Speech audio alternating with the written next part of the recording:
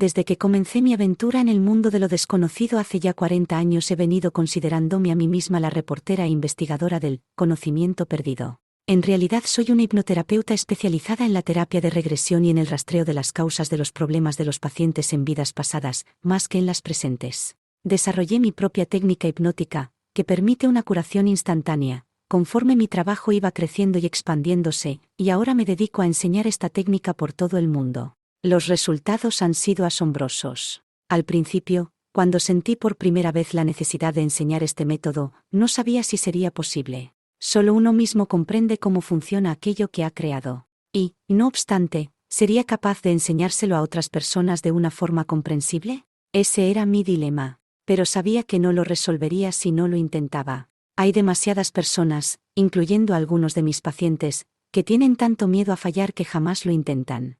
Comencé a enseñar esta técnica en 2002, y hoy en día se ha extendido a lo largo y ancho de este mundo. Y tengo que decir, para mi satisfacción, que los resultados obtenidos por mis alumnos son tan milagrosos como los míos. Algunos incluso ponen en práctica nuevas formas de aplicación que a mí jamás se me habrían ocurrido. Qué mayor gratificación para un profesor que la de ver cómo sus alumnos van incluso más allá y exploran caminos desconocidos. Mi método no es como esas técnicas de hipnosis trasnochadas que insisten en que el hipnoterapeuta lo haga todo tal y como está escrito, que no se desvíe ni una coma del guión. Yo prefiero que mis aprendices comprendan qué es lo que están haciendo, de modo que puedan pensar por sí mismos. Son libres de experimentar siempre que no dañen de alguna forma al paciente. Y lo que he descubierto es que se trata de un método extremadamente flexible. Es algo vivo, que evoluciona. Todavía hoy, después de todos estos años, llego a veces a casa y le digo a mi hija Julia, adivina de qué me acabo de enterar.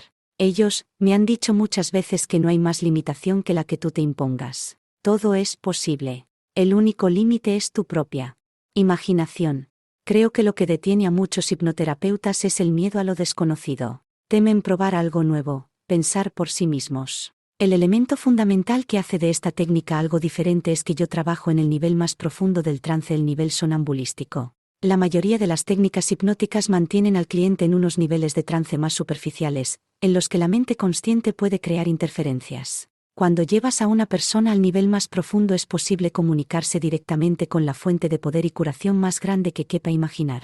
Yo he encontrado la forma de contactar con la fuente de todo conocimiento. Es de ahí de donde procede la información que relato, y es esa parte la que produce la curación instantánea. Es algo increíblemente amoroso e indulgente. Yo lo llamo el subconsciente porque cuando empecé no sabía qué nombre darle. Cuando me piden que lo defina siempre digo que podría llamársele el uno mismo más elevado, la conciencia suprema o el alma universal. Es tan grande y tan enorme que tiene respuestas para todo. Ellos dicen que no les importa cómo les llame, porque de todos modos no tienen nombre. Algunos de mis estudiantes me han sugerido que lo llame la supraconciencia, mejor que el subconsciente. No sé si eso sería más efectivo o no. Yo solo sé que lo que hago funciona, así que como dice el dicho, si no se ha roto, ¿para qué cambiarlo? De ahora en adelante, con el propósito de abreviar, en este libro lo llamaré simplemente SC. Tropecé con ellos de forma esporádica y sutil durante los primeros años. Cuando comencé a trabajar por aquel entonces yo no sabía con quién estaba hablando. Me llevó unos cuantos años darme cuenta de que era lo que había descubierto. Entonces inicié todo el proceso de descubrimiento del método que me permitirá llamarlos en cada una de las sesiones. Este paso demostró ser una pieza fundamental de mi trabajo. La gente me decía, ¿te das cuenta de que estás obrando milagros? Y yo contestaba, pero si yo no he hecho nada. Son ellos, yo no soy más que la herramienta, son ellos los que lo hacen todo. Esta parte magnífica y maravillosa lo sabe todo acerca de todo el mundo. Y se preocupa profundamente por todas y cada una de las personas. No hay secretos, ellos te conocen mejor que tú mismo. Así que cuando viene un cliente a verme, yo sé que captará todo aquello que necesite comprender, cualquier cosa que el subconsciente crea conveniente que él entienda. Yo nunca sé qué va a ocurrir, así que no puedo ni controlar ni manipular la sesión. Pero llevo tanto tiempo trabajando con ellos, que en líneas generales sé qué tipo de respuesta van a dar, porque en realidad son siempre las mismas, y sin embargo nunca es la contestación lógica que yo esperaría. Ellos tienen su propia lógica. Así que siempre le confieso al cliente que no sé qué sacaremos en claro de la sesión. Cada vez es diferente, pero nunca se trata de algo que el paciente no sea capaz de manejar. Jamás sé si la respuesta estará relacionada con problemas kármicos o con cualquier otra cosa. aunque últimamente parece que se centran más en esa otra cosa, y por eso formulé la hipótesis de las 3 oleadas de voluntarios. Yo soy la primera en admitir que esta perspectiva de la transformación planetaria resulta alucinante y sobrecogedora. Además, llevo 25 años investigando avistamientos de ovnis y casos sospechosos de abducción. He hablado de muchos de ellos en mis libros, principalmente en Los Custodios, y he encontrado una gran cantidad de información y de respuestas a preguntas que han resultado esquivas para otros investigadores. Los extraterrestres han sido generosos y me han proporcionado la respuesta a cualquier pregunta que pudiera imaginar.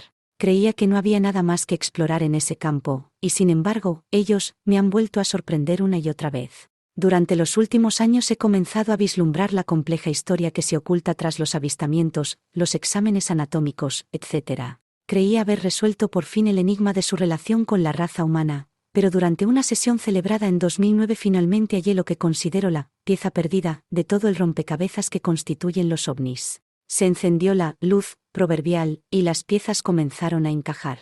Enseguida me di cuenta de que había tenido todas esas piezas en mis manos desde el principio. Estaban dispersas a lo largo de mis trabajos, especialmente en Los Custodios y en la serie El Universo Complejo. Son ellos los que han acudido a mí a través de muchos de los miles de pacientes con los que he celebrado sesiones de terapia de regresión. Yo he ido hilvanando parte de la historia, y creía tener una panorámica completa. Y sin embargo ahora, de repente, descubro que hay todavía más y que lo había tenido todo delante de mis narices desde el principio. Es probable que no conozca todavía la historia completa. Estoy convencida de que aún me aguardan sorpresas, pero por fin ha llegado el momento de levantar el velo. Ese velo se ha ido haciendo cada día más fino a lo largo de los años, cosa que yo he ido notando en mi práctica terapéutica. Hay cada día más gente consciente de que la vida mundana que atraviesa servilmente no es la razón por la que vino a la Tierra. Sesión tras sesión van llegando las respuestas, es hora de despertar.